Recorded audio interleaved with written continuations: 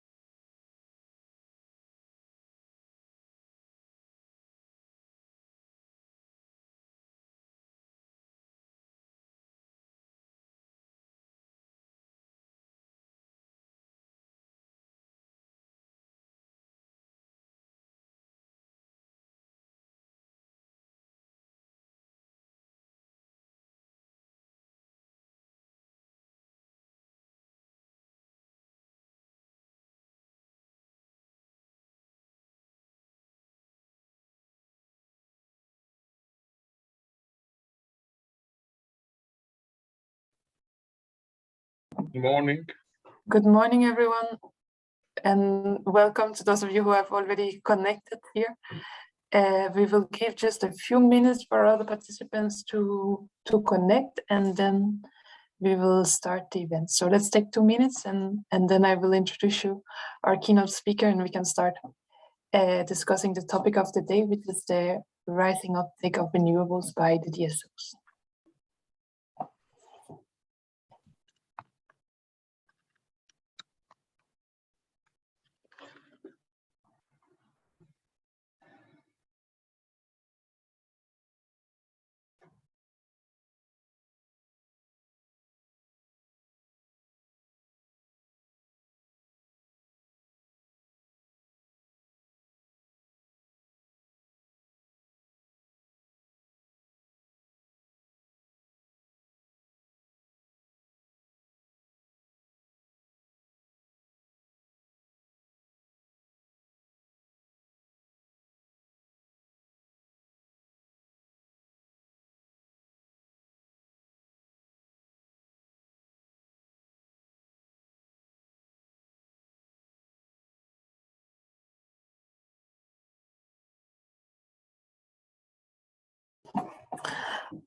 So good morning again, everybody, and welcome to this morning session, the third E.DSO projects in the Spotlight event, where we try to put a spotlight on some of the many projects that our members are developing. And today, the topic that we're going to look into is the rising uptake of renewables by the DSOs. And to open today's session, we have chairman of the E.DSO Innovation and Research Committee, and also member of the E.DSO board, Richard Witlicka from the Czech distributor, where he is also in charge of innovation and EU-funded projects. Richard, please, the floor is yours. Good morning, everybody. I hope you can hear me well. And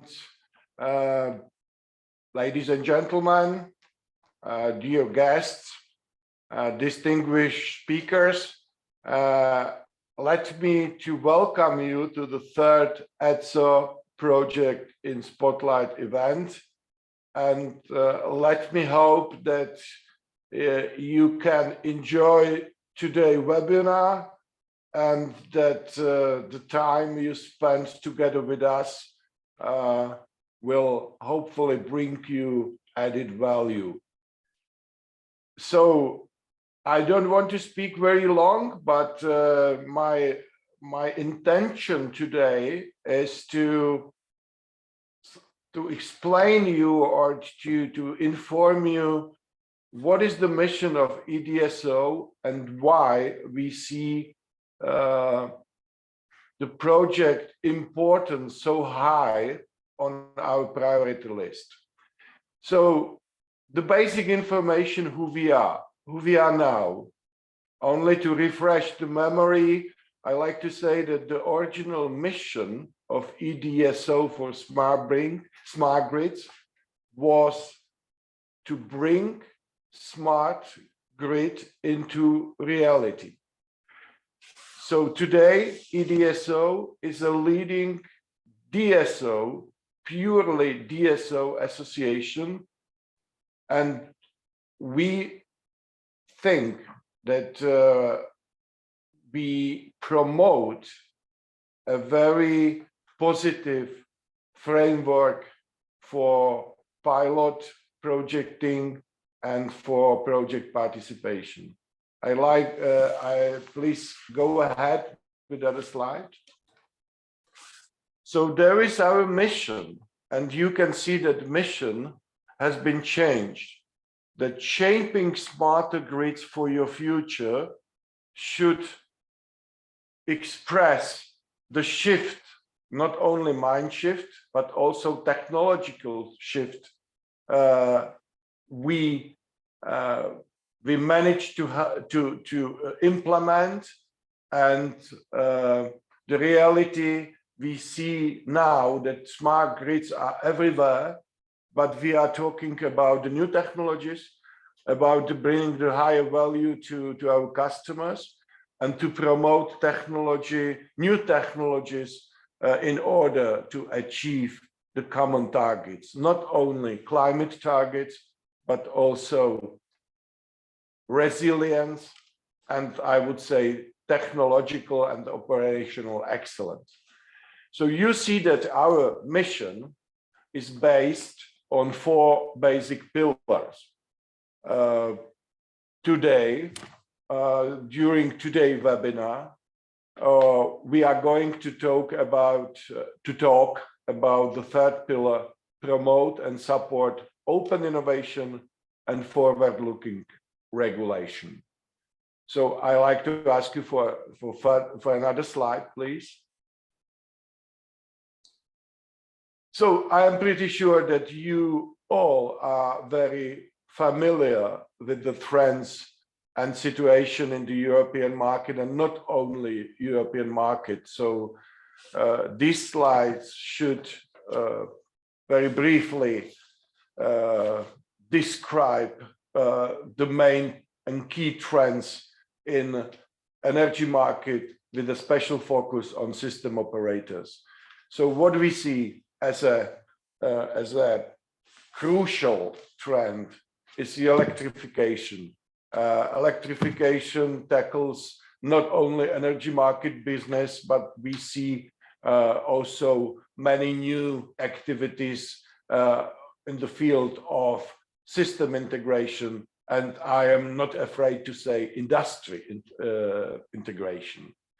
So emission-free generation is a target of our generation. I mean, a generation of managers and specialists and all the employees in the industry, especially in energy industry. And last but not least, energy efficiency. And seeing the situation in Europe, geopolitical situation, I like to add stability, reliability, efficiency, and resilience of our systems. Because our mission is to provide secure service, not only for the customers as a public service, but also to, to preserve competitiveness of European producers and European industry. And that's one of the mission of energy sector. Please, another slide. That's our understanding in E.DSO. What are the key drivers to invest, to launch new technologies, to adjust our system to the needs of 21st century. The slides shows, keep it as it is.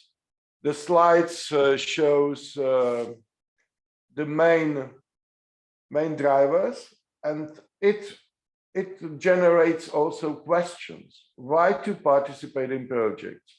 I am very proud to be part of E.DSO family, because my understanding is that we help also other stakeholders to participate in the project.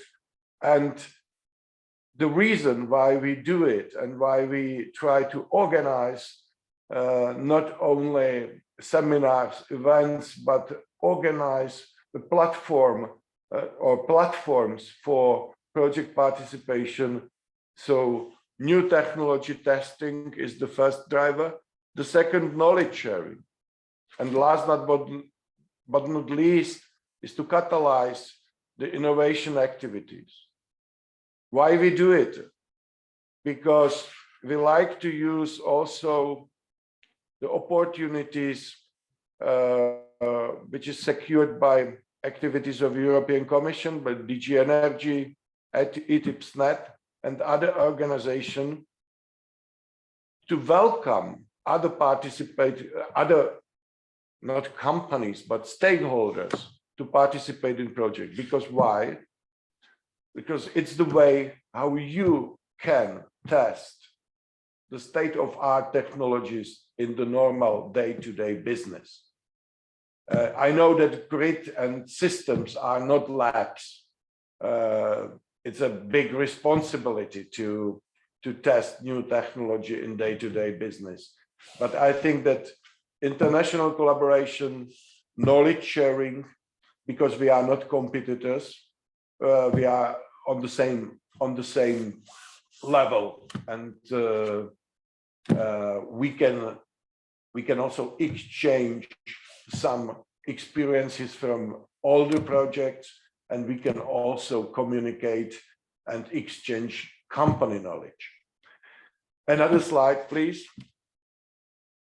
Why to innovate?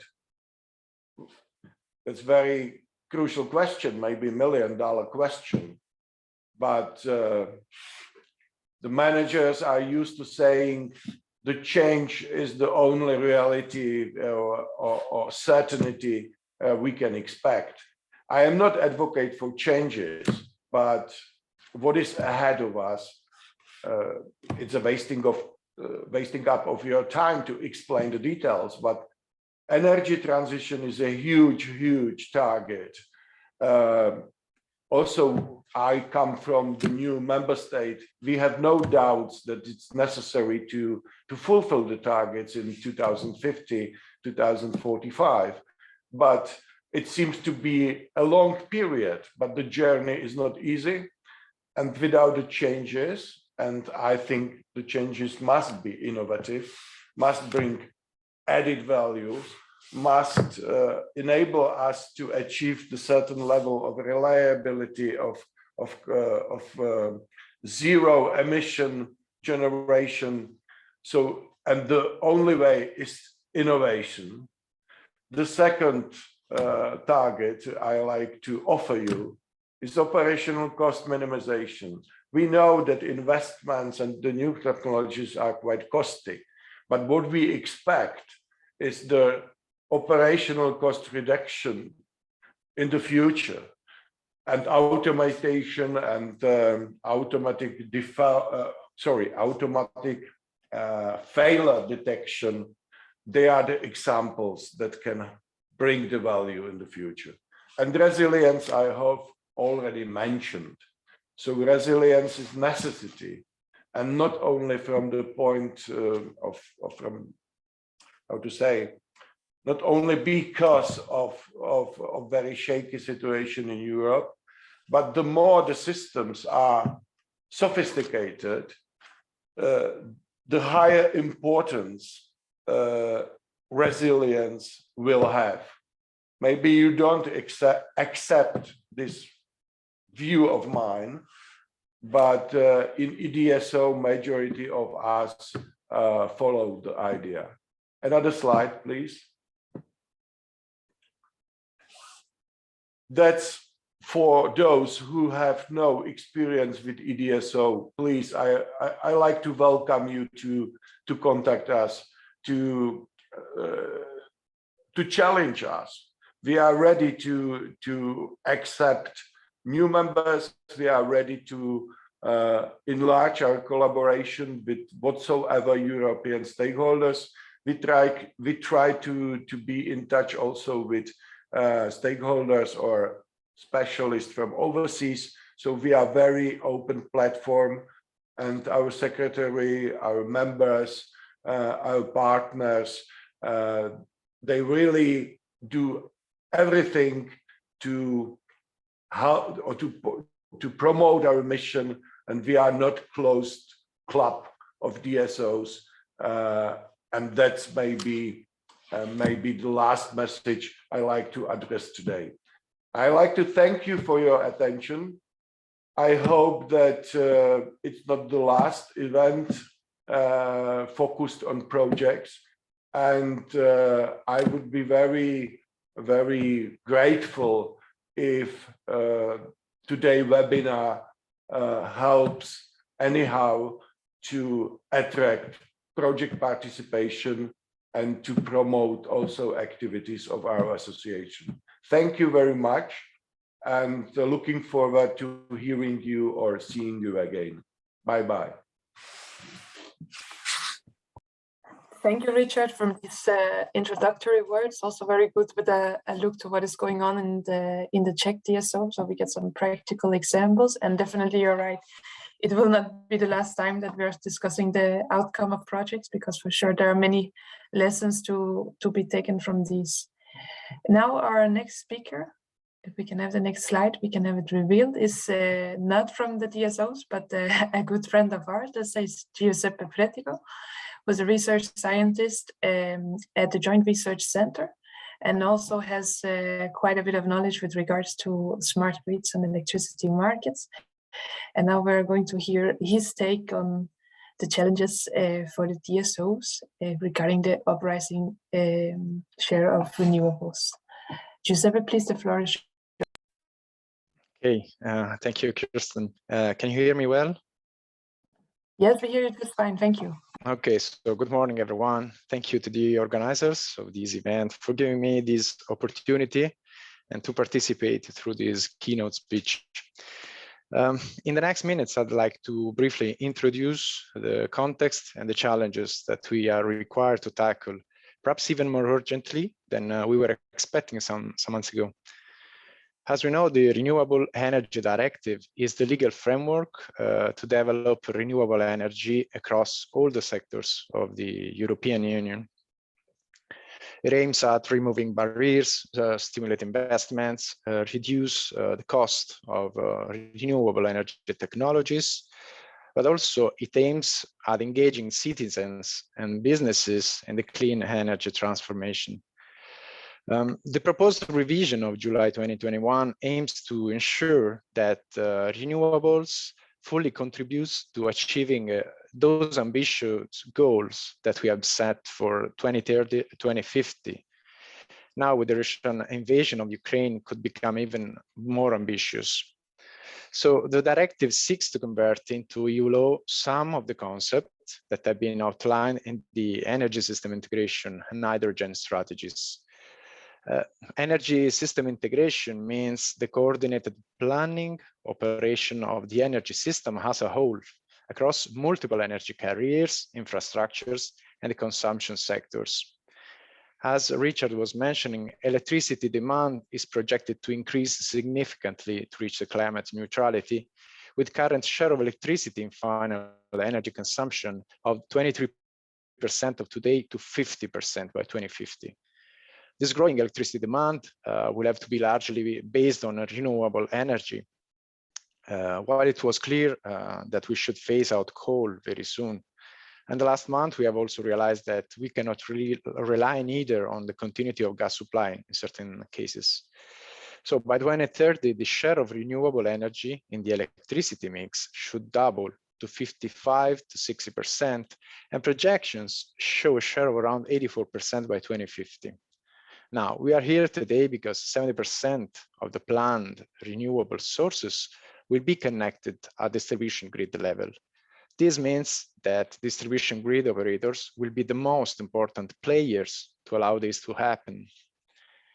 One of the three concepts on which system integration is based is that of higher direct electrification of end-use sectors. So the rapid growth and the cost competitiveness of renewable electricity production can supply a growing share of energy demand, for instance, using heat pumps for space heating or low temperature industrial processes, electric vehicles for transport, or electric furnace in certain industries. So a more integrated system will be a multi-directional system in which consumers play an active role in the energy supply. Decentralized production units and customers contribute actively to the overall balance and flexibility of the system, for instance, through vehicle-to-grid services. Exchange of energy is already taking place between consuming sectors. For instance, energy customer exchange heat in smart district heating and cooling system, or feed in electricity that they produce individually or as part of energy communities. As anticipated, decentralization will see the soaring of bidirectional flows in the grid. And this means that a strong coordination between distribution and transmission operators will be of utmost importance to avoid inefficiency in the system. However, the fact that only information at the interfaces between TSO and DSO will be shared to preserve the confidentiality of these firms will make this coordination even more challenging and sometimes even less transparent. To cope with decentralization, the real-time monitoring and the punctual observability of resources which are connected at distribution grid level should become the norm for operators. In fact, only by monitoring, we are able to control something like a process or reaction. Otherwise, we're just operating blindly.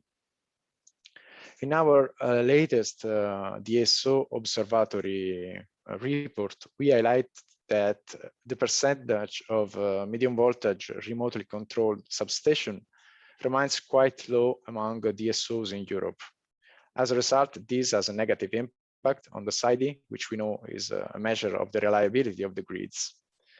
Moving back to flexibility, this is a new keyword that we have started hearing in the last years that represent another fundamental ingredient in the coming energy transition. However, it has become clear that one can efficiently integrate flexibility into the system if the process can be automated in some way. Digital platforms are used and are becoming fundamental instruments to let a big number of agents interact and exchange flexibility under different schemes. A higher level of uncertainty will be faced due to the intrinsic nature that, for instance, residential demand response have. And we could definitely manage this uncertainty through new tools like artificial intelligence tools, machine learning, deep learning. Now, despite the fact that digitalization and artificial intelligence will bring many benefits for the system as a whole, the time you're living in should warn us about potential threats, as for instance, cyber attacks that we will have to cope with. Now, this clearly should not worry us, nor discourage DSOs pursuing notice solutions. So we are living in the era of big data, where, as a famous quote says, data is the new oil. In fact, by 2025, which is in 3 years' time, the amount of data generated each day is expected to reach 500 exabytes globally, which is a huge number. But the same here, there will be something like 75 billion IoT devices connected in the world.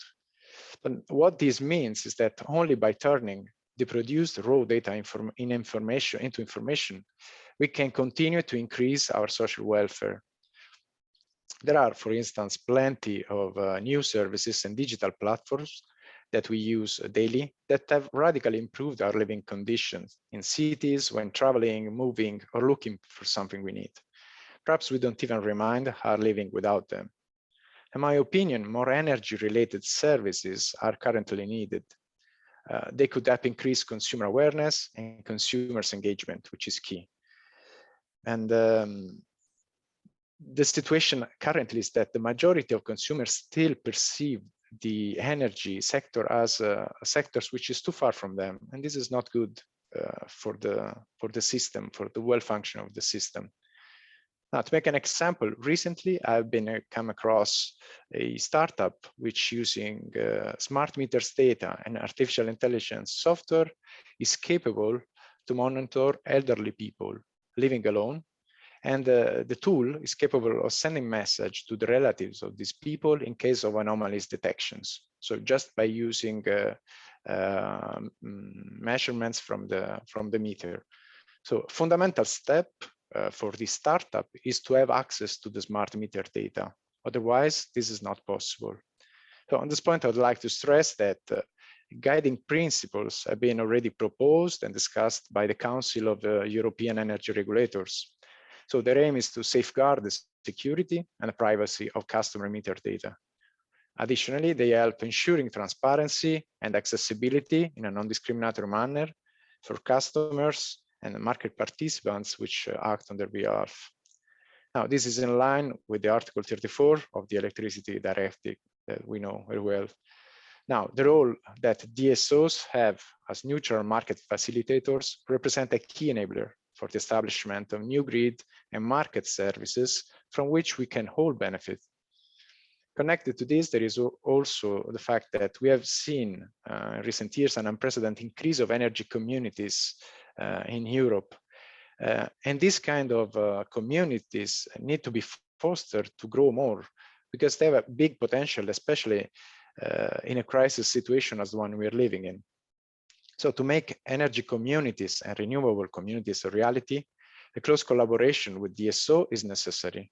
The most important point being that of facilitating their constitution without imposing unnecessary bureaucratic barriers that can delay their settlement and their functioning. But I think now the time has come to pass the floor to the project's ambassadors that will surely shed some light on some of the raised considerations. And as a final thought, before closing, I'd like to stress the importance of communicating the project outcomes. Sometimes it can seem that they only represent a futile requirement of the project management methodology. However, I do think that they are one of the most important phases of the project life. Sharing the gained knowledge and past experience can have a huge value for the creation of new projects, which are not simply a replication of older ones, but that can instead build on top of them to enhance the innovation process which we deserve to effectively manage the energy transition that we imagine, that we think for the future. So thank you very much. Thank you very much, Step, and thank you for joining us here today and for the last very well-meaning words that I think are perfect for opening the floor for the projects. I will now hand over the stage to Marie Pécu, who is our colleague from NETs, and this is a member of E.DSO and also a proud innovating company. Who's been in the game for many years when it comes to R&I. And Marie is working in EU affairs and the policy team. And she will be moderating the discussion between our three projects coming up here, which are Coordinate, USysFlix, and Smart Forest. The floor is yours, Marie. Thank you, Kristen. I know that it seems strange to have a policy manager moderating a panel session on project, but as Giuseppe said, project and policy are quite related because if policy decided to increase the share of renewable energy in the electricity system, so the DSO will have to concretely integrate them to their grid. So it's really a key to have a innovation project to test and demonstrate what DSOs can do. So I will leave the floor to all the panelists to introduce their respective project, but first I will introduce them. I will start with Daniel David Ardeus.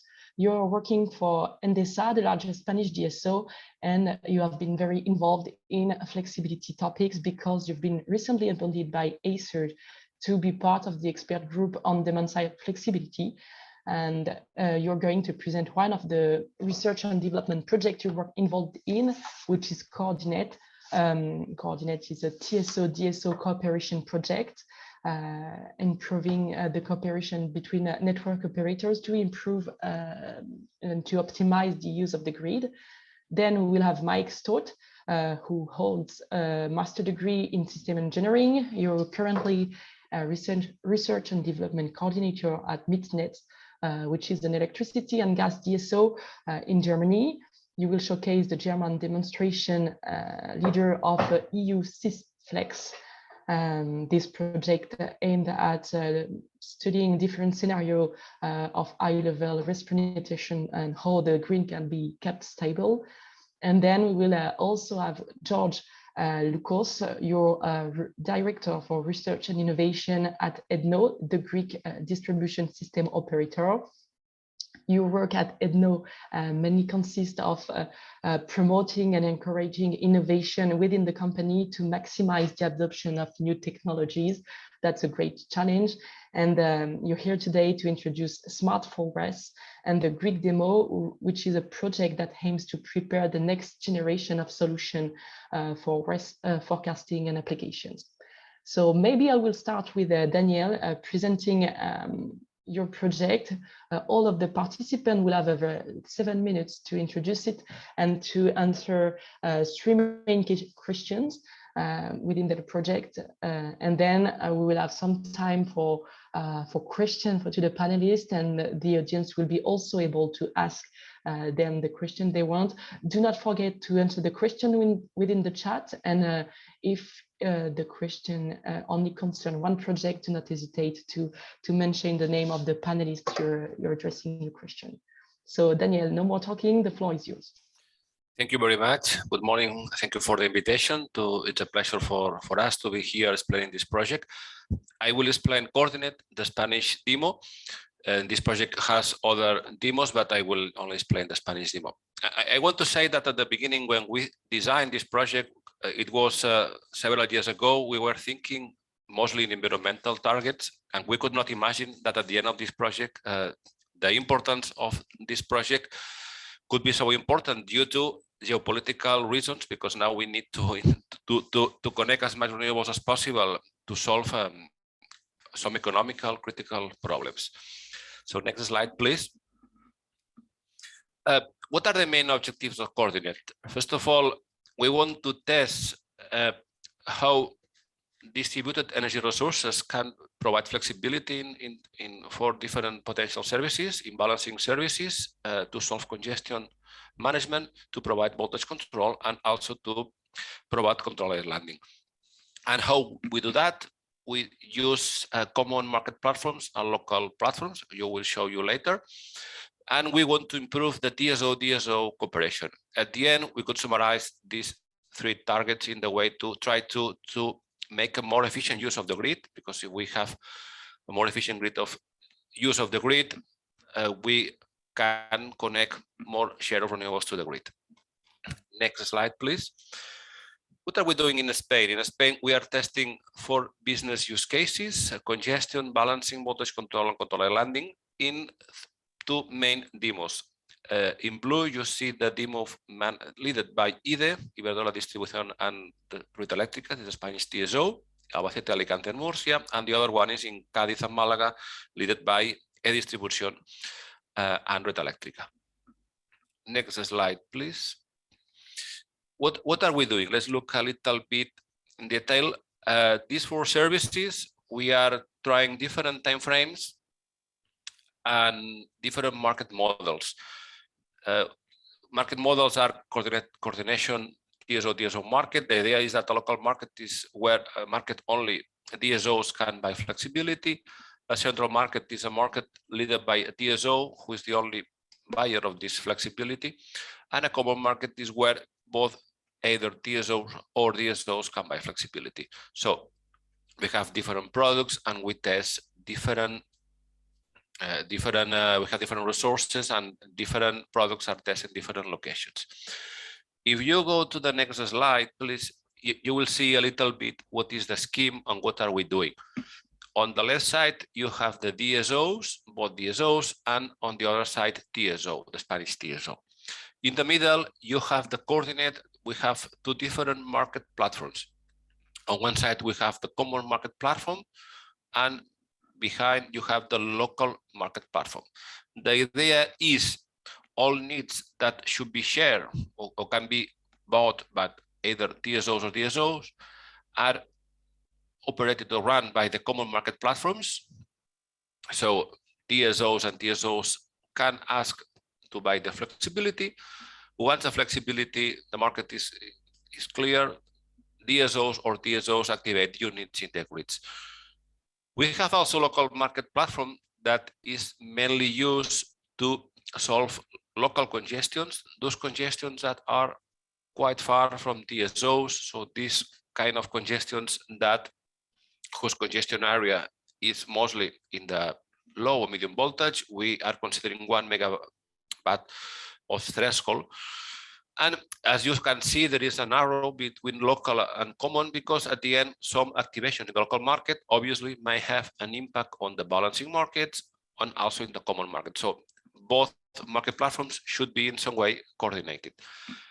Regarding the TSOs has two platforms. Well, they have several platforms: E.DSO, C+, and Voltaire. These platforms make the technical performance of these services, and the SECRE, Renewables Control Center, controls the renewables in Spain. It is important that in Spain, as you see here, Generation and Demand Control Center are private entities that are the ones responsible to send direct set points and to get at the end to receive the real-time data to run to the SECRE.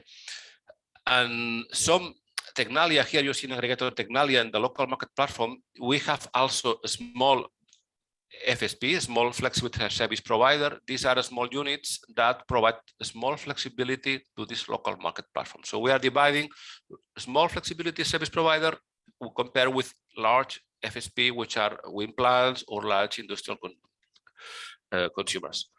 Next slide, please.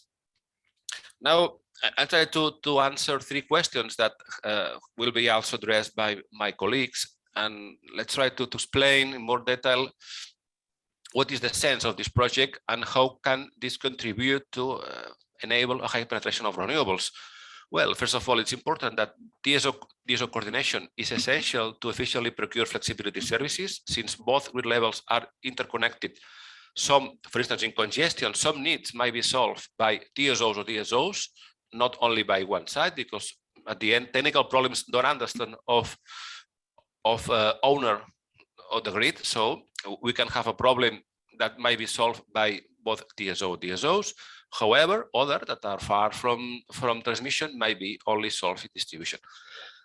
When we combine both local and common markets, at the end, we want to have a higher liquidity, a higher number of potential flexibility service providers. So we have a lot of potential flexibility service providers. We will have higher flexibility, higher liquidity, cheapest cost for consumers.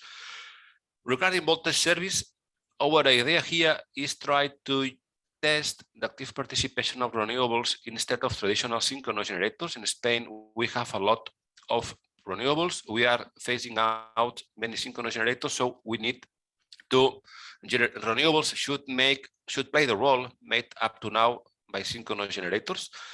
And regarding balancing, some small resources can already participate in balancing. However, this requires some coordination between DSOs. So if DSOs can identify potential constraint, some limitations to these resources could be applied. So we test what is new what is made in Spain from the European regulation, the system operation guideline.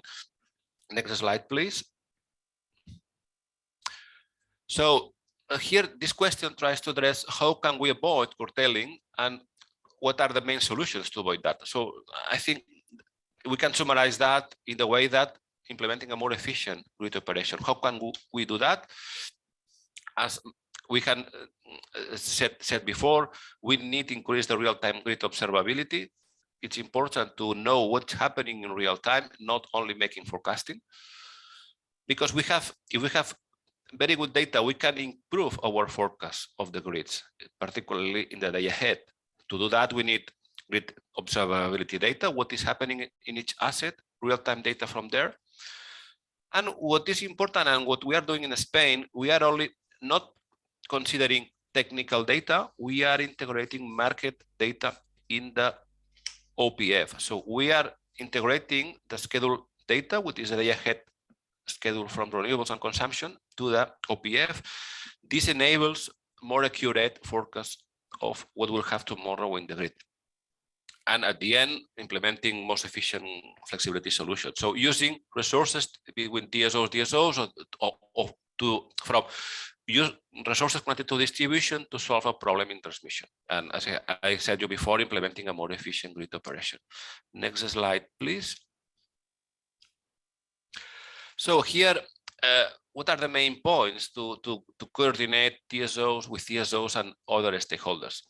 So how can we integrate them, and how can we consider more efficient solutions? So for us, in Coordinate, in all the services or flexibility services, for us it has been very relevant to make tests under real conditions, because this enables to define flexibility products based on what grid operators need and what are the actual flexibility potentials. It's very important to match both. So we need to align what we need and what they can provide, because this also enables us to improve future pre-qualification process to make them as simple as possible. And if we have an efficient DSO coordination, it could be good in the long term, in the day ahead, and in the real time. We have also implemented some solutions about DCT platforms, because some communications, particularly market information between DSO, TSO, how to apply limitations, have been implemented using ICT solutions. This enables a more efficient communication, faster, and we can also implement automatization of some solutions. And finally, another important point is real-time information in all the chain data, DSOs, DSO, FSP. So we all, DSOs, should know what's happening in all the grid. So this is very important. We have improved a lot on this point in Coordinate project. So thank you very much. This is all my presentation. Thank you, Daniel. I see that you already have lots of questions within the chat, but I will maybe let the other panelists to present their project, and then we will have a large Q&A session addressing questions to each of you, and then to collective question also. So I think, Mike, it is your turn. The floor is yours. Thanks. Yeah, Mike Staud from Midnets, and I will present also the German demonstration of EU Sysflex. EU Sysflex had several topics for market designs, data exchange, and in total 7 demos to prove what theory could be reality and what not. And the German demo was awarded as with the ISCAN Excellence Award in 2021 as run-up. Next slide, please. And our region, where we done the demo in the high voltage grid, Midnets has 110 kV high voltage grid, the medium voltage grid, and low voltage grid as a electricity DSO. And we have more than 10 gigawatt installed renewables, and the peak demand is 3.3. So we need tools for congestion management and voltage control, and with partners, of course, E.ON, and as Midnets is part of E.ON, and Fraunhofer, University of Kassel, and Inestec, we created these tools. And next slide, please. And we started with the process. How can we do this? And so it was first, what do we need for information we need for the tools? Then calculate, are there congestion, are there voltage issues, identify the needed flexibilities, and then of course call for flexibilities. And as it is mandatory, because that is a regulation in Germany, we aligned with this regulation. Of course, the tool is open to market designs, whatever they are. From a technical perspective, it's fine, but the circumstances is we needed to align with regulation. And next slide, please. And if, of course, we have underlying DSOs. So in Germany, there is not only TSO, DSO, there in some places there could be DSO of third order. So, but these underlying DSO also gives us information, what they expect, what they predict as power flow at the connection point, and what is flexibility, maximum, minimum limit. and we calculate our grid, are there congestions, are there voltage issues, and if the flexibility is not sufficient enough in our grid or in the downstream grid, it is cheaper to activate it with the same effect or better effect, so that makes it cheaper, we call this underlying DSO to activate the flexibility. Otherwise, we will call in our own grid to activate the flexibilities. And next slide. And of course, this also goes with the TSO. We inform the TSO after calculating, is there anything, what do we expect as power flow, as an interconnection in reactive and active power, and what is the range of flexibility available. And available means not in our grid available, but at the interconnection point available.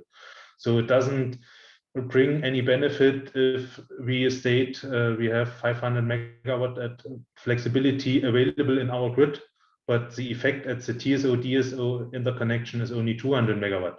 That's why we state it's in this case 200 megawatt is available.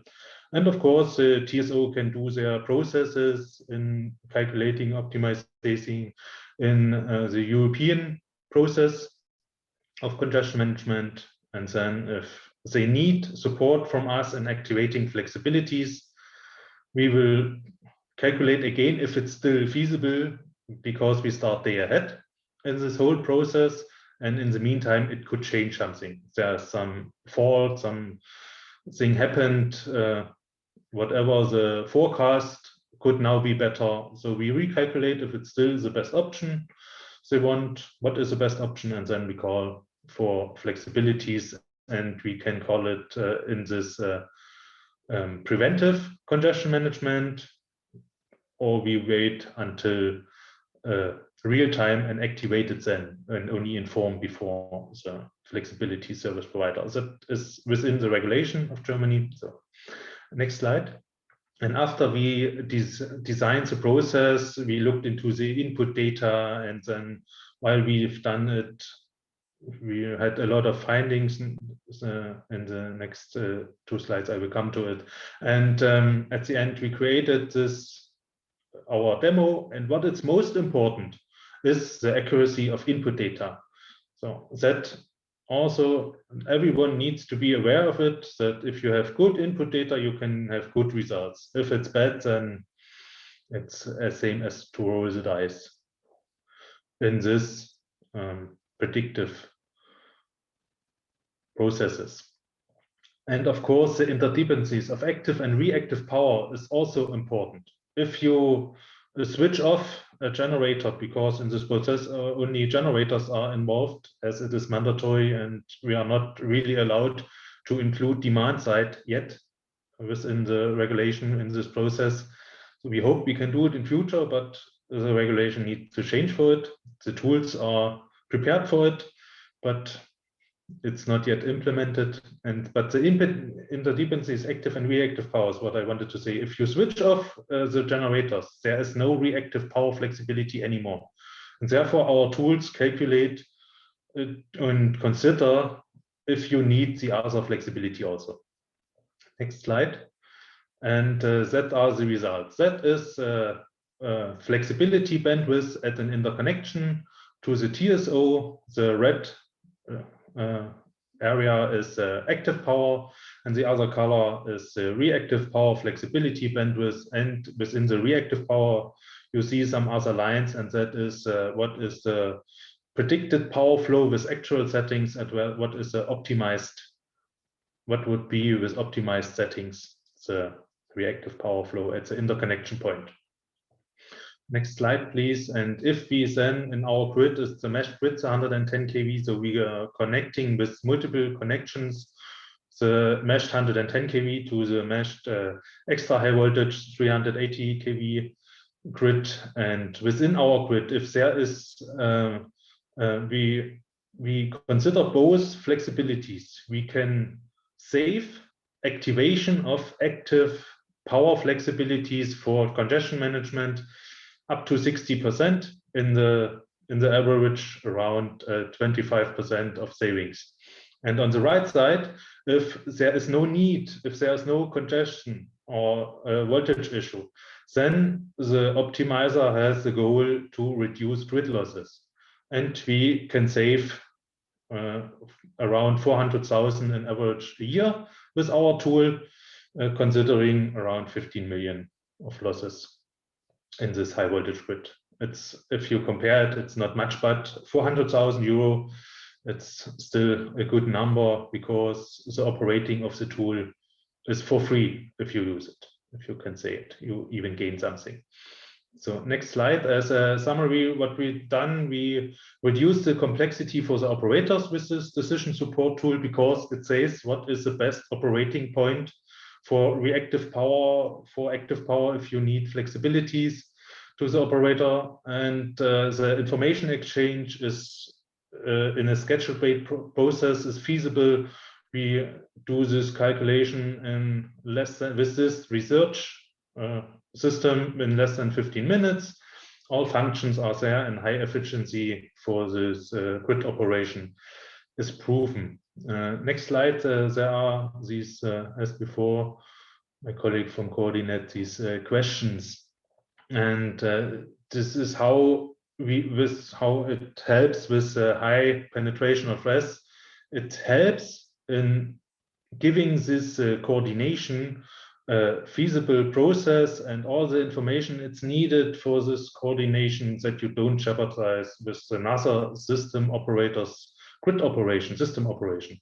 So, and therefore with the principle, every system operator is responsible for its own grid. It analyzes and it states that it's feasible, it's proven. Next slide.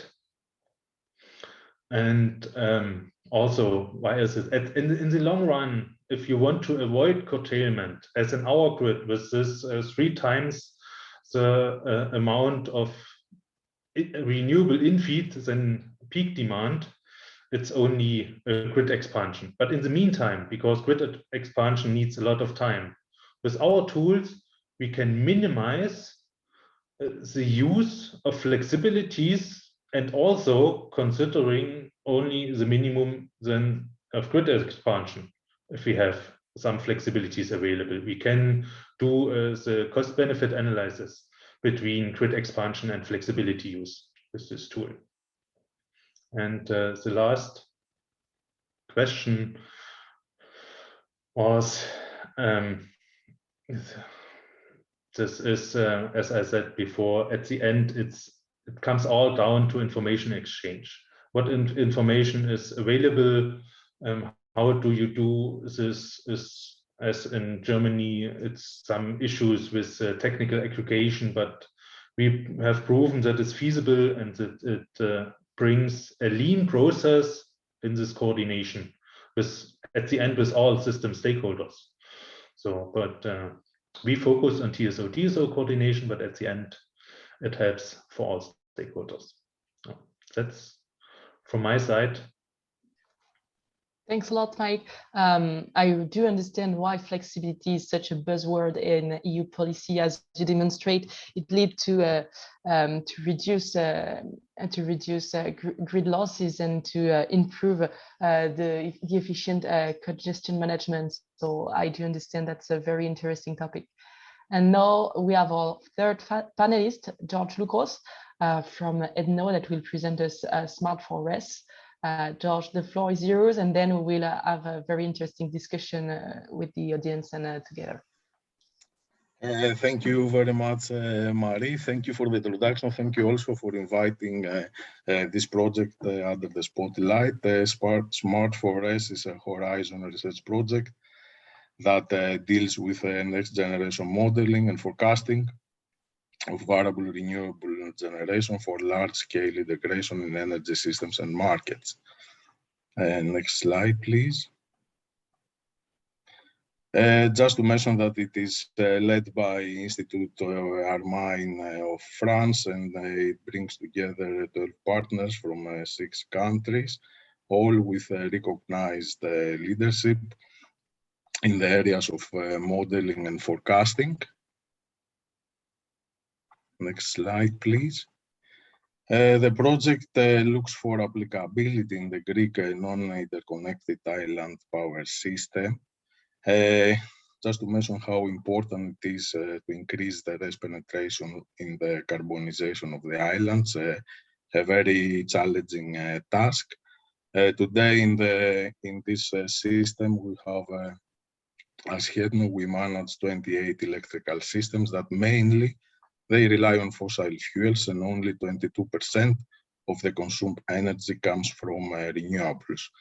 Just to mention that in this system, the HEDNO acts with the additional role of both a market operator and a system operator, and performs the scheduling and dispatching of the necessary power generation units in order to maintain the stability of the system. Next slide, please. I will pass very quickly this slide, with just highlighting that one of the main objectives of this project is to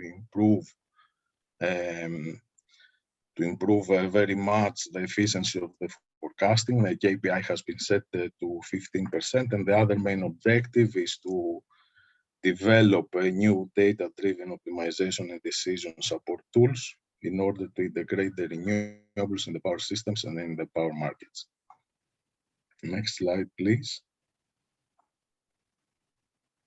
So in our case, the motivation in this project is to use new tools for the optimization, and for decision making, in order to enable the large scale penetration of RES in the non-interconnected power system by mitigating security concerns which are different in the islands, in terms that we have a lot of frequency stability issues, and at the same time they minimize cost and they ensure security against RES under uncertainty. The methodology here is first to evaluate the impact of battery storage systems in providing ancillary services, mainly frequency containment reserves, visual inertia, fault right through, and other frequency restoration reserves. Then the project is advances with the introduction of forecast modules in the modeling of an advanced economic dispatch. And finally, it introduces a new method that is development of a probabilistic dynamic security model to use in the system for the islands. Next slide, please. So just to go to the question, in our case, what is our solution in order to justify high penetration of RES? Is the solution comes as a tool. We need to use tools in order to be able to manage better the uncertainty of the renewables, and such tool in our case comprises three main elements. That is probabilistic forecasting, is dynamic frequency stability, and it is also storage in the economic dispatch. There are living lab tests ongoing in cooperation with the National Technical University of Athens. And there are first results for the islands of Astypalia, that is under smartification, and for the island of Rhodes. And these first results, they demonstrate that we are able to predict better and to ensure resiliency in terms of avoiding load shedding scenarios. Next slide, please. So the most effective ways to avoid curtailment, in our case, we would answer that it is to avoid thumb rules that we have today, and use analytical methods, to use advanced probabilistic forecasting. That is a good method to improve forecasting. Of course, the use of storage for the flexibility that it provides, and also to use the storage for the ancillary services, use of power electronics in order to sustain the virtual inertia in the system. And of course, you need, as also the other panelists mentioned, you need to have tools that are supported by data that are close to real-time data.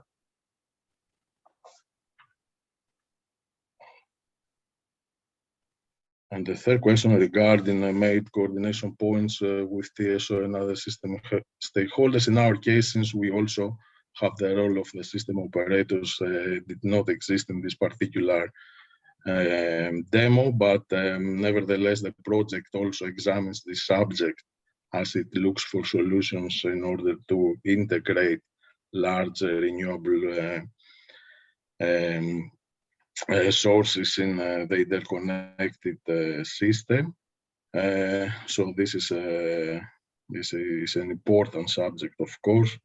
Next, other interfaces and interactions identified in the course of the project was with the owners of the assets, the investors of the renewables, and how this could be either incentivized or obliged to offer their ancillary services for free.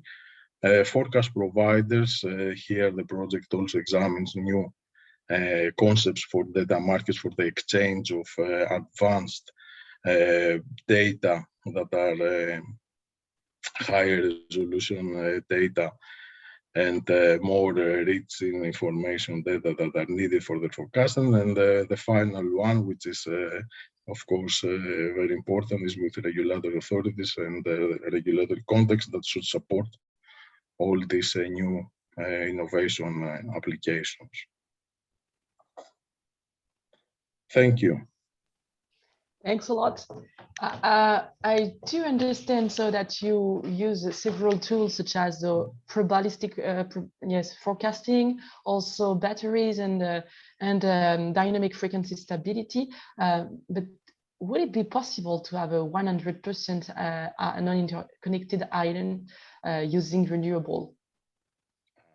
That's a very good question, Mari. Well, it's you know, since the renewables are of such unpredicted and uncertain nature, it seems that the forecasting has become inseparable with managing such energy and such energy resources. But I would say that the blending and the mosaic of these new technologies combined with data and analytics should give us more tools to arrive to better forecasting and manage the uncertainty that the renewables bring.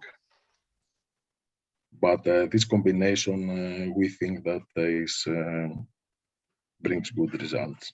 Okay, because you mentioned at the beginning that they were using 22% of renewable energy, so I can expect that in the future it will be higher. Yes, okay, this is what we are expecting as well. We are at the moment, you know, it's basically rule of thumb that for the introduction of the renewables in the daily scheduling.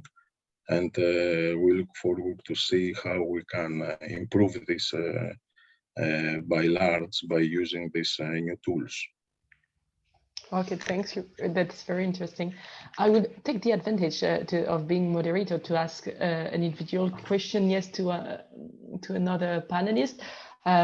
Mike, I wonder, can flexibility generation be the more efficient way to quickly integrate more renewable energy generation into the distribution network? As you know, that we are talking about a lot of time for permitting and it takes time. So is flexibility generation the key to do it quickly? It's to start quickly. Yes, of course, it's a key. But at the end, it's in the long run, it's as regulation is now. And this also comes back to regulation.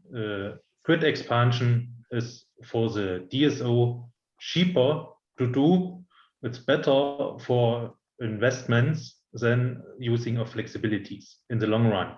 But in the meantime, since the renewables in our case are connected very fast, and for grid expansion, the things you need to do take much longer time.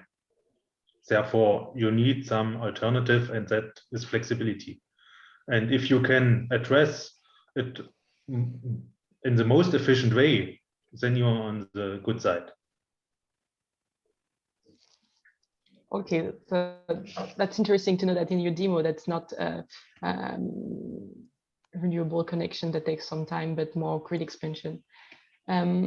I will also ask a question to Daniel, and I already saw that you answered some of them in the chat.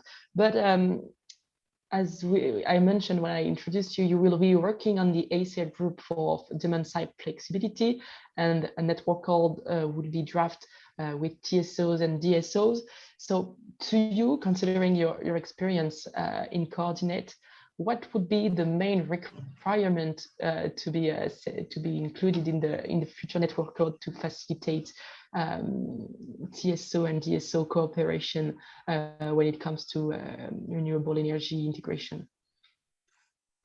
Well, DSO coordination, I think we should define some principles.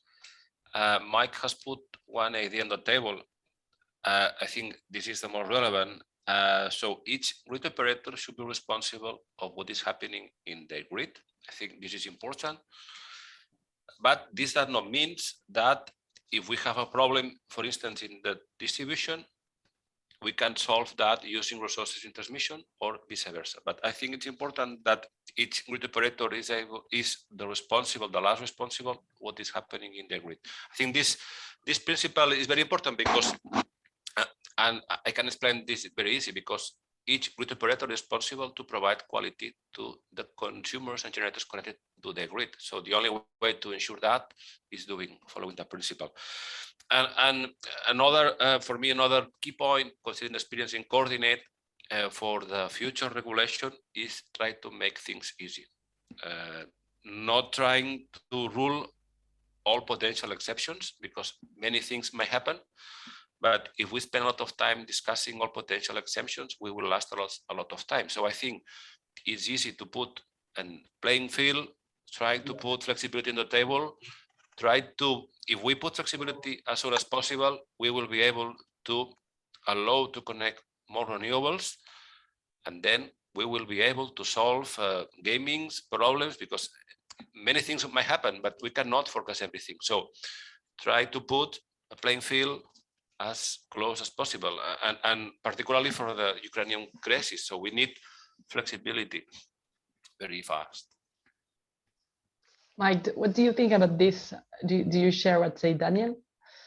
Yeah, totally. That he's totally right. And if you nothing to add. Thank you.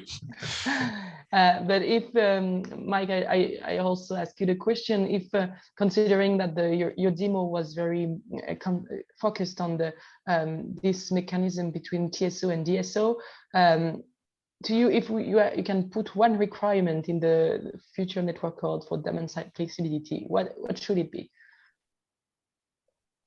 So are you asking me or? Well, Mike? To Mike. In my experience, the most critical thing is that you have trustable information. So, for example, in the network code, it's fine if the network code considers TSO and DSO, but it should also consider the connected generation or customers that want to be part of this whole flexibility process. They also need to give the information they have. For example, if they have maintenance in their wind park, then not the installed power is usable. And if we forecast it, then we need to know that not all the installed capacity is feasible to feed into the grid calculation for this.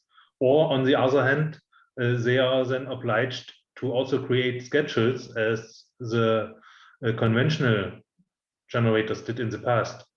So that are some things you could consider in network code, or you could consider it some elsewhere. But at the end, what it's most critical is the trustable information you have available. I see that we have a question from one of our panelists, and you have not the panelist, but the speaker, Giuseppe. I think you want to maybe to react to what have been said, and then we can turn to the audience. Oh, thank you very much. Can you hear me? Yes. Okay. No, so it was about yeah, we've seen some demos, the Spanish one, in particular, the one which was presented by Daniel. So you mentioned that there is Tecnalia, which is the aggregator in the demo. In terms of sites, I think it's important so the smallest amount of flexibility which can be injected, bid, or because one of the I think limitation barriers is that in certain markets you cannot enter if you don't bid, for example, 1 megawatt, and this I think is a big limitation. If we want really to inject more and more flexibility coming from say downstairs, so from the distribution grid, it's important to remove this kind of barriers. So what's your point on this? Thank you very much for the floor. Thank you very much, and very good question. At the end, what the problem you have mentioned is the justification why we define a local market in Spain. Why we did a local market in this coordinate demo? Because in the common market, we have the 1 megawatt minimum threshold. And we know that when we try to solve local problems, we need small bit sizes. So there were two potential solutions. One was trying to define a unique common market with different bit sizes, different technical requirements, which does not allow a market efficient, because if the entrance costs are different for the providers.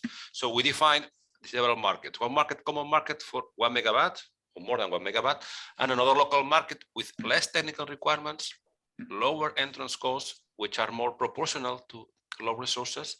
And at the end, this enables to solve more local and the medium and low voltage problems. So at the end, this is why we define a local market and not a unique common market, because we saw that problem. In medium low voltage, we don't have 1 megawatt of flexibility.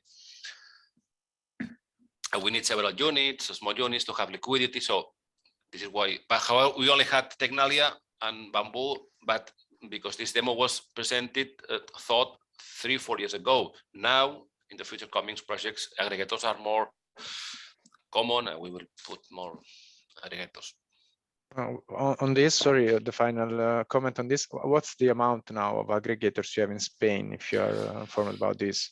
In Spain, aggregators per se are not allowed because there are some regulatory rules that are not finally defined. So aggregators per se are not running in Spain at all, because they are allowed in the energy sector law, but there are some, I don't know exactly the detail, that are not running. But they are waiting some regulatory approvals, and some of them are known. So I think easily 4, 5, 6 will be running, but they are waiting some rules to be approved yet.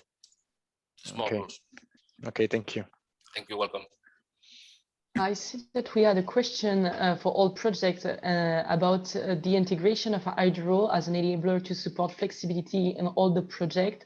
I saw that, Mike, you already answered saying that it was not the case for your demo, but what about George and Daniel?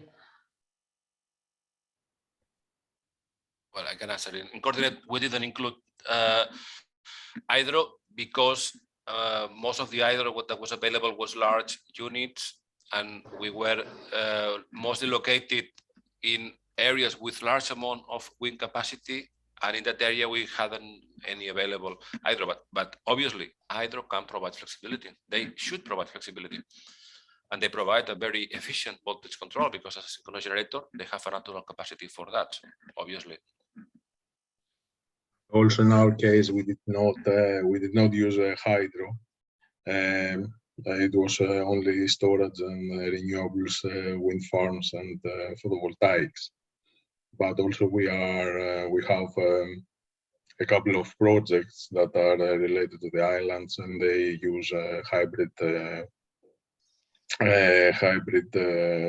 generation with one which is with hydro for flexibility.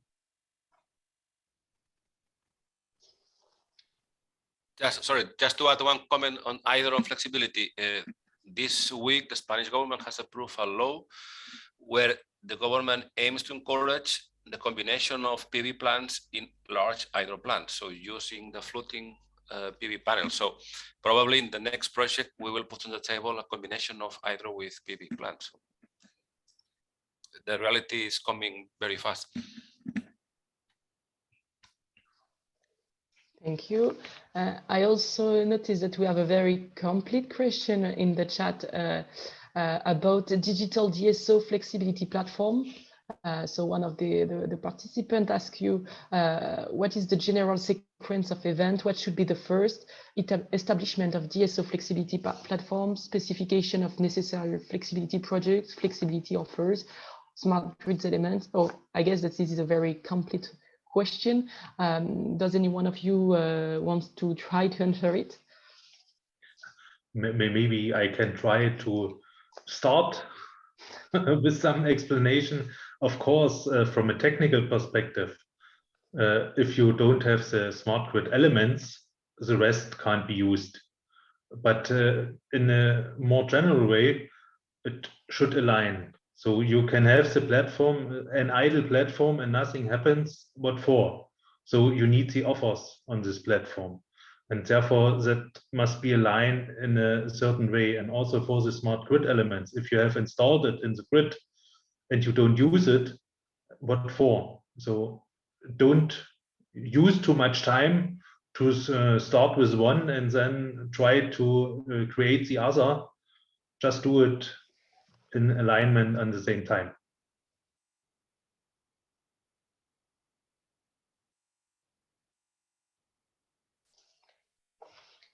Thank you, Mike. If maybe another participant wants to complete, or maybe we can move to another question.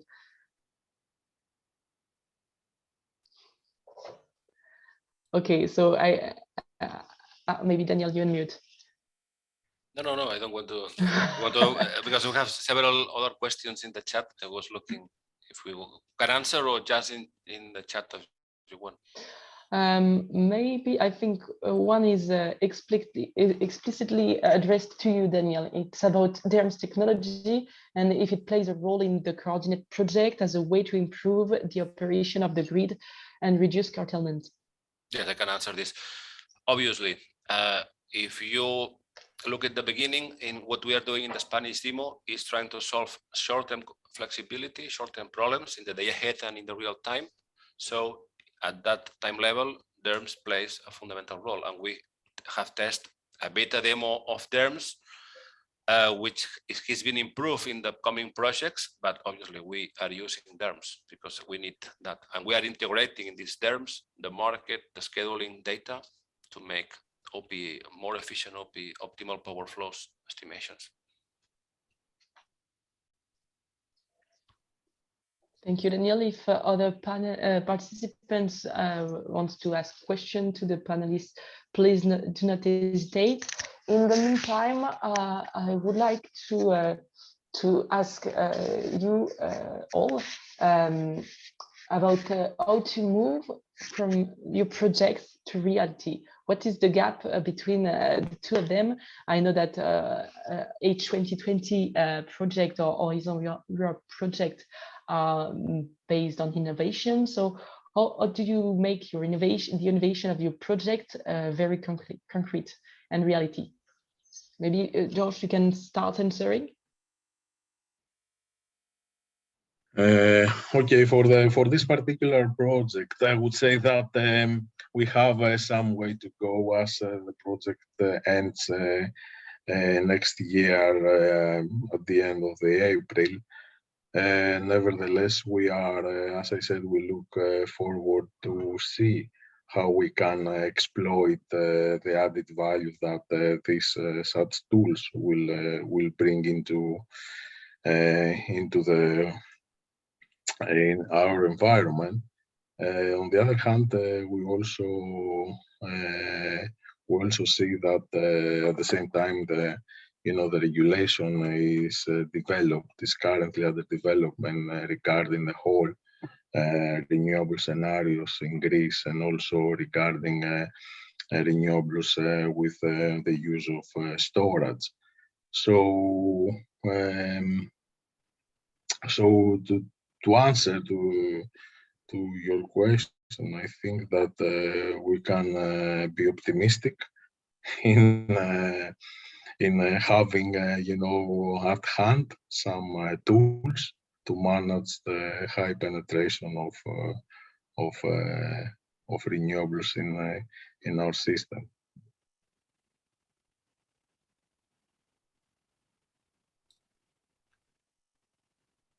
Thank you. Mike and Daniel, do you want to answer it? I can start. For our tool, Fraunhofer was a main developer. And in Germany, the regulation changed. And part of what we did, the active power part, the active power flexibility in such a mandatory process is now in action. And they tried also to find a software provider, because they are a research institute and can't give you the support you need in the daily grid operation.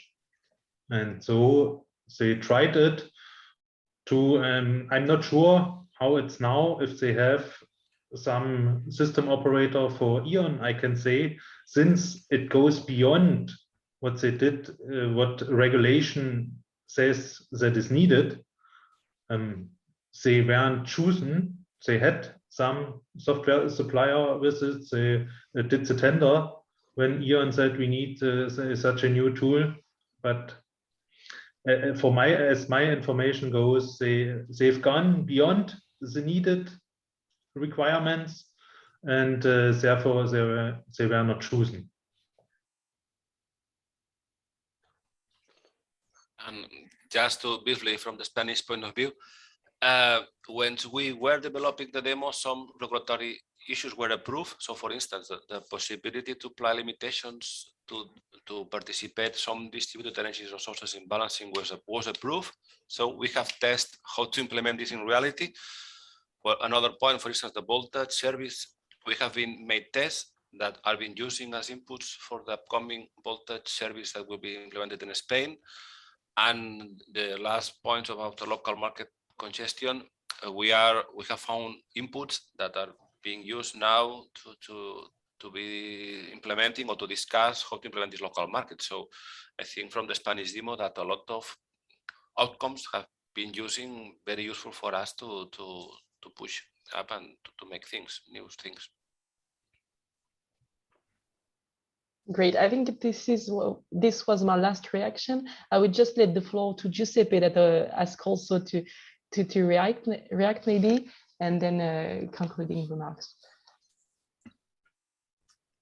Yes, thank you. A question for all the panelists is about about the future. So moving to this DSO TSO coordination, or let's call interaction. I think this is a hard point. Everyone, we said every operator is responsible of its own network. This means that the DSO and TSO might agree on certain set points at the interfaces, and everyone is looking in his own house, say. But wouldn't this create a problem of, say, reliability? For example, I think about DSOs. Imagine that I have agreed a certain set point with the TSO, and I have certain, say, internal issues in my network.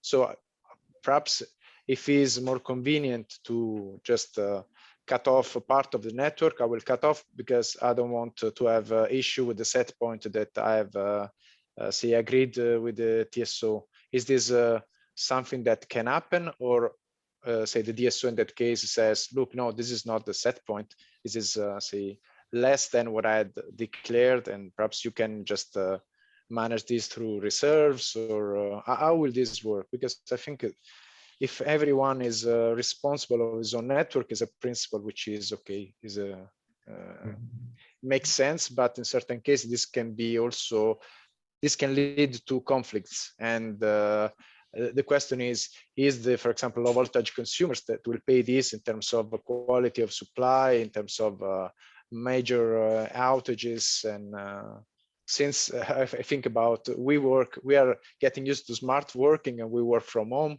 So if we now get disconnected from the network, perhaps this can cause really economic issues to the society as a whole. Just that. Thank you very much to all of you. Maybe one thing from how we do it with our DSO with 50 Hertz. One example is the voltage. We don't stick with a fixed set point, what we want to have at voltage, but with a bandwidth. Let's call it feel good bandwidth, then a more broader operating bandwidth that is fine, and then an emergency bandwidth. So at least 3 steps are defined what we want to have, and then we only need to say to exchange in the coordination, oh, the feel good bandwidth is not feasible at the moment, now you are informed, or we need the emergency bandwidth because of, and so with this it's still an alignment in what we want to do, but with a flexibility within it. So I agree with you. It's if you stick to a fixed set point, then it brings conflict. But with such a smooth bandwidth in these things you want to do, then it should be fine. I agree completely with Mike, and I would add one point. Why do we need to agree on a set point at the border between DSO and DSO? At the end, what is relevant from the technical point of view is not congest this border point up to one point. Once we fulfill that, let the grid run in the more efficient way. What we should optimize is not, from my point of view, is not what happens in the border. What DSO should optimize is the losses in the grid, is other things, because we want to optimize what is happening at the border political point, because this is a border political point.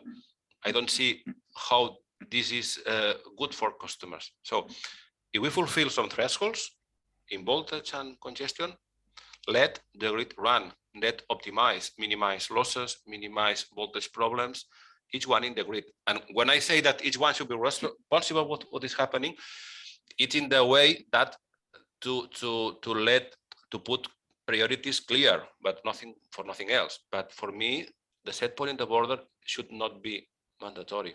I don't know, perhaps I'm losing something, but I think it's not necessary.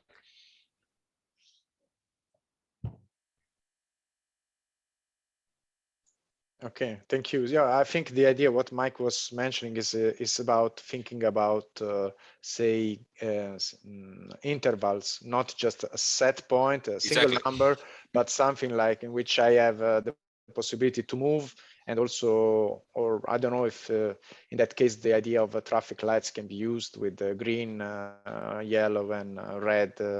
I think this is for something else. I agree with you, exactly. So I would like to thank all of our panelists and Giuseppe as a speaker for taking part to this very fruitful panel. I will just conclude using the word of the chairman of the Innovation and Project Committee at DSO, saying that knowledge sharing is key and we are not competitors. So it's very valuable to hear from other DSOs that are taking part to innovative projects.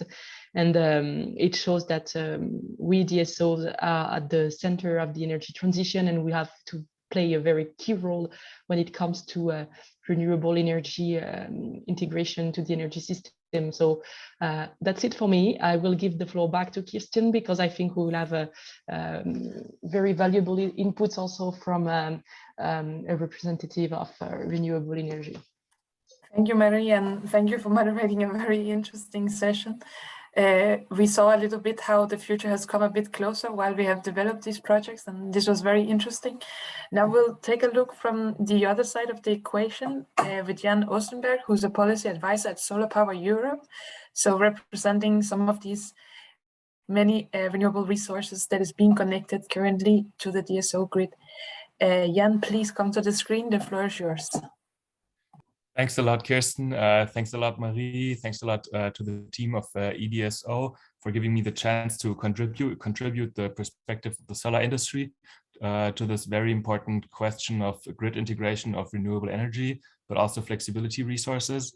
I must say that was a very interesting discussion, showing me really the way forward for flexibility markets, for flexibility services, and that they can also be a solution in the short run, which is of course very important given the current war situation and of course also the need to act on climate change. So what I'm going to talk about in this session now, in this 10 minutes that I have, is how we can make grid integration work from the solar perspective, and especially how we can make build an electricity grid that fits for customers and citizens who will eventually have to get their electricity from their sockets.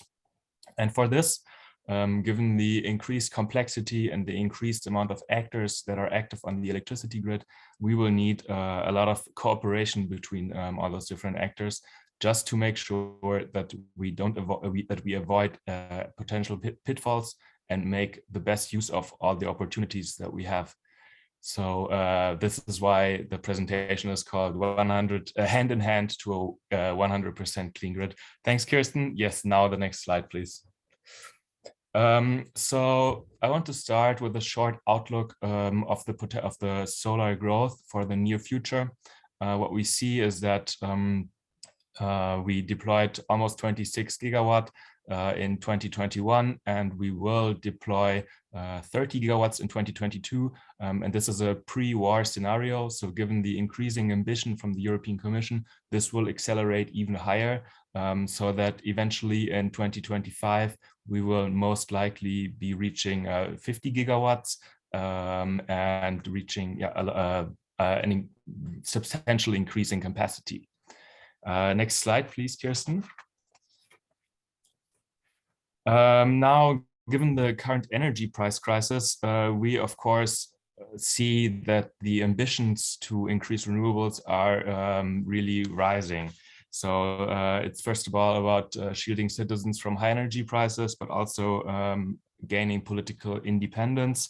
And this reflects in current policy developments, most notably in the European Commission with the Repower EU program, and then also on the current negotiations on the recast of the RED II, where we can see that even liberal and conservative parties are now pushing for 45% share of renewables by 2030, and this really shows the way we can go. Under our increased ambition scenario, we would reach a deployment of solar energy in Europe of 458 gigawatts. So really a huge leap from now, more than double. Just outlook on what's going to happen. Next slide, please, Kirsten. Our modeling shows that 100% clean grid by 2040 is possible. 2040, of course, is the most ambitious scenario. And what it also shows that this will mostly be a story of solar energy. Currently, we have more wind energy than solar energy, which is mostly due to the better capacity factor of wind energy. But we can see that solar energy is getting increasingly competitive. The prices are getting lower and lower. And the biggest advantage probably for solar energy is that it's very versatile. So it can be used on very many different places, giving it a huge advantage to other forms of electricity. Next slide, please, Kirsten. Now, all this cannot be made true without distribution grids, which are going to be at the core of this energy transition, which is also why this debate is such an opportunity for us. So we think that it's possible, or our modeling shows that it's possible to have up to 600 gigawatts of rooftop, so distributed solar deployed by 2030, which is of course an enormous increase by now. Which basically means that 70% of all renewable energy sources will be deployed on the distribution grids. And also when we look at the numbers of devices, we are thinking that 95 to 99% of all devices will be deployed on the distribution grids. So it's not only a question of capacity, but also of the amount of devices. Next slide, please. And what I've been hinting at before is also the increasing digitalization and electrification and the speed of the energy transition also shows that we have more and more actors which will become interested in taking part in this energy transition on the distribution grids, which of course is an enormous opportunity for growth, not only for us, but also for the grid operators on the distribution level, just because their business case is really, really increasing. I mean, this is the advantage and the opportunity. On the other hand, we can also see that this creates a lot of risk for barriers if certain elements of this new network configuration will not work the way we wanted it to. Which is why we really think that cooperation between different actors, be it the flexibility resources, the energy generation, the grid operators on DSOs and TSO level, is absolute vital to create an electricity system that not only works for the system operators, but also for the consumers, because they will also have to be taken along on this transition to make it work. Next slide, please. Now I want to shortly come to 3 points that we think have to happen to make this possible. First of all, we need to deploy more and more decentralized energy resources. So this means stronger incentives to deploy rooftop solar, but not only that, also more flexibility resources such as electric vehicles, heat pumps, and also the energy management systems, which are of course central to make everything work. And essentially, this will have to be integrated through proper economic frameworks for all these distributed energy resources. So frameworks for self-consumption for citizens, frameworks for industry to use and generate their own electricity, but also for companies. Next slide, please. Now, what made me really happy, I must say, on the discussion that I just followed before, is that there is a path forward for flexibility frameworks, and this is absolutely what we think is necessary. We need a long-term framework also to make sure that citizens and all private actors keep their trust in renewable energy deployed on the distribution grid, and to have investment security in the distribution grid. This is why we have to start working towards a long-term solution for distribution grid management and the integration of renewable energies. And we clearly think these are flexibility frameworks. So we can make this happen if we come together and define a common roadmap to make these extremely complex flexibility frameworks work, define common milestones, and then solutions to have a step-by-step process to make these complex frameworks possible. Next slide, please. And lastly, my third point is that we think grid integration of all these resources is a vital element. We see that grid planning practices across Europe are not where they have to be. We recently did a study on grid planning and grid connection processes, and we saw that especially in smaller countries, there are not sufficient planning exercises happening, that there are not the necessary amount of stakeholders are involved in these planning exercises, and that the results are not communicated in a transparent manner, which of course leads to many barriers to all the manufacturers who want to connect to the grid.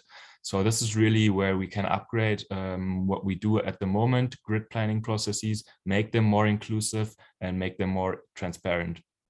And lastly, I think this is Also something that that we touched upon in the discussion, moving from a capex-oriented system to a rather OPEX system or OPEX-oriented remuneration for system operators. So what we propose here is instead of focusing on the enlargement of the grids, we should focus on a performance-based remuneration scheme, meaning looking at system performance, system balance to remunerate the system operators. Last slide, Kirsten, please.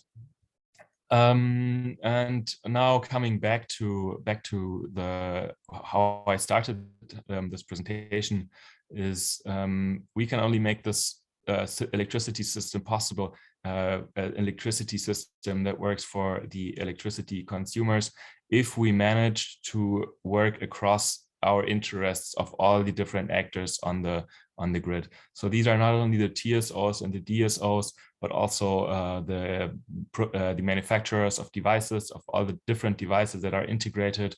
But also, for example, electric vehicles have to be part of this large conversation, and of course, citizens.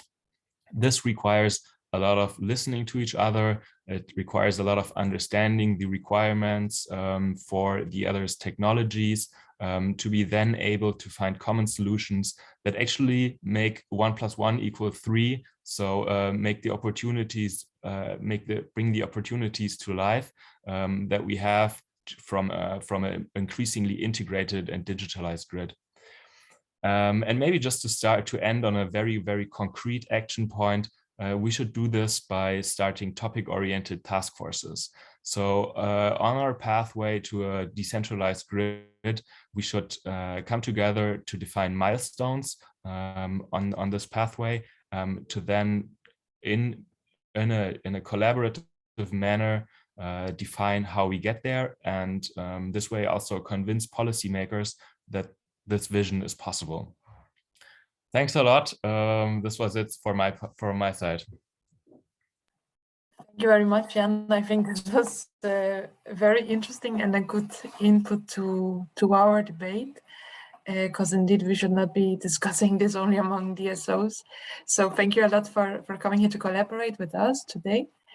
And thank you also to Marie for moderating this session, to our speakers from Coordinate, Smart4S, and EU Sysflix for sharing with us your insights, and for the opening speeches as well from Richard and Giuseppe. And thank you to all of you who connected. We will upload, of course, the slides and this session in case you missed anything. And before you disconnect, I just want to remind you that the 11th InnoGrid edition is coming up under the title Mission Acceleration. There will be a project session on the 14th of June in the morning, which will run online, and the policy conference on the 29th June in a hybrid mode here in Brussels. And the call for projects to participate to the 14th of June project session is now open. You can find more information on our website, and we hope to see many of you later this summer. Have a nice day, everyone, and thank you. Thank you. Thank you for participation, and you are welcome to join us in InnoGrid conference. Bye-bye. Thank you very much. Thanks. Bye. Thank you. Bye-bye.